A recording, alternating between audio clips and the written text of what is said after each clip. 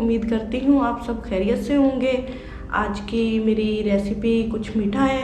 थोड़ी देर पहले हमारे घर मेहमान आए थे तो खाना वगैरह सब ने खा लिया, तो उसके बाद मीठे की फरमाइश हुई, तो मीठे में सोचा कि हम कुछ घर का ही बना हुआ खाएं, तो इसलिए मैं आज ज़र्दा बनाने लगी हूँ। तो आपको मैंने सोचा आपको भी बताती चलूँ कि ज़र्दे की तरकीब क्या है। अक्सर ख़वातीन को नहीं आती, तो छोटे बच्चे होते हैं वो ज़्यादा फरमाइश करते हैं मीठे की। तो ये सिंपल रेसिपी है और सिंपल तरीके से ही बनाइए ताकि बच्चों को पसंद आए, क्योंकि बच्चे सिंपल चीज़ें ज़्यादा पसंद करते हैं।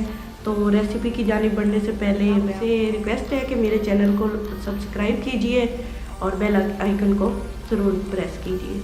आइए चलते हैं अपनी रेसिपी की जानिब और मैं आपको बताती हूँ कि किन किन चीज़ों की ज़रूरत है।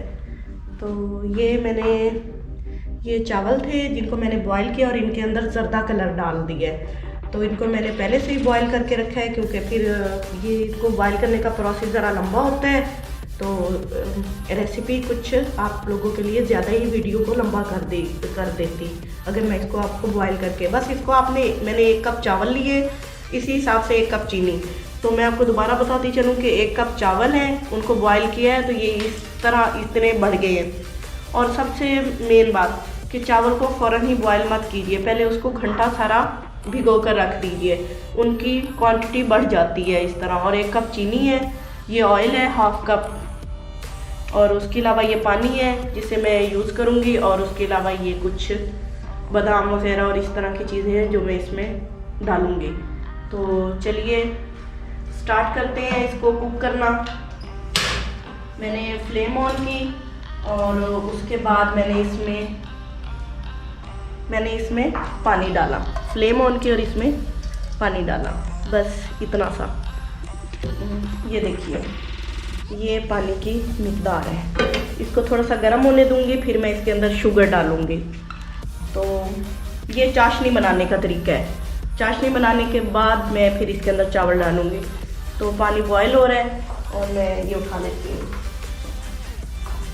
ये लकड़ी का चम्मच है, तो मैं इसके अंदर अब शुगर डालने लगी। पानी की बता दी थी, बस 1/2 कप पानी, और चीनी है वो चावल के बराबर होती है। तो 1 कप चावल थे और 1 कप चीनी।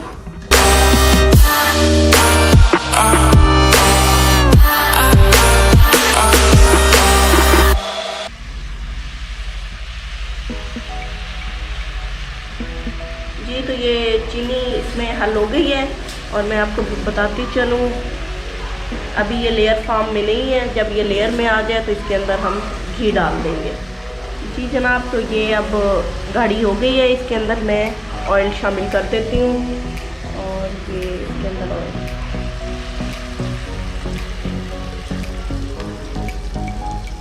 ये देख लें, ये हो गया। उसके साथ ही मैं इसमें 2 इलायचियाँ खोल के डाली। आप चाहे तो कूट के भी डाल सकते हैं, इसकी खुशबू से इसका टेस्ट और अच्छा हो जाएगा। बिल्कुल सिंपल तरीका है।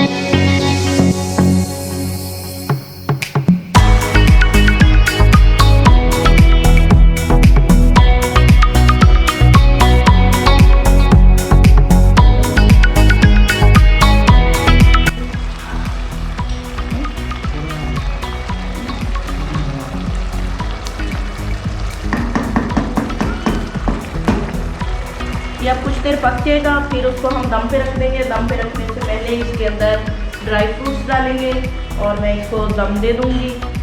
मैं अब इसको दम देने लगी हूँ। मैंने एक साइड पे तवा रखा है, उसको गर्म करूँगी, फिर इस पतीले को इस पे रख के और इसका लिड दे दूँगी और तकरीबन 10 मिनट के लिए दम दूँगी।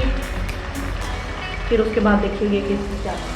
और मैंने इसको इधर शिफ्ट किया, इसके ऊपर ये कपड़ा डाला। कपड़े से ये होगा कि इसकी भाप बाहर नहीं निकलेगी और ये अच्छी तरह कवर हो जाएगा। कपड़े को साइडों से ऊपर कर दें ताकि ये जले ना। हाँ जी, थोड़ी देर ये तेज़ आंच पे पड़ा रहा, उसके बाद मैं इसकी आंच कम कर दूंगी।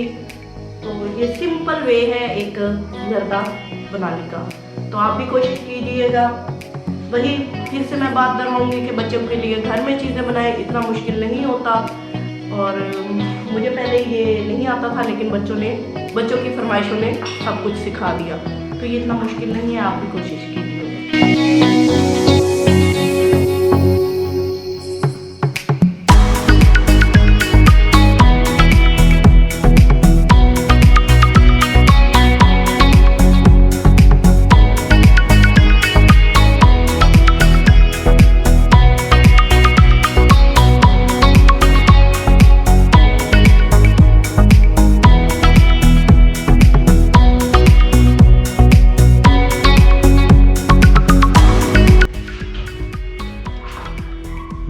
जी, तो मुझे इसके साथ इजाज़त दीजिए। रेसिपी मैंने मुकम्मल कर ली है और आपके सामने पेश कर दी है।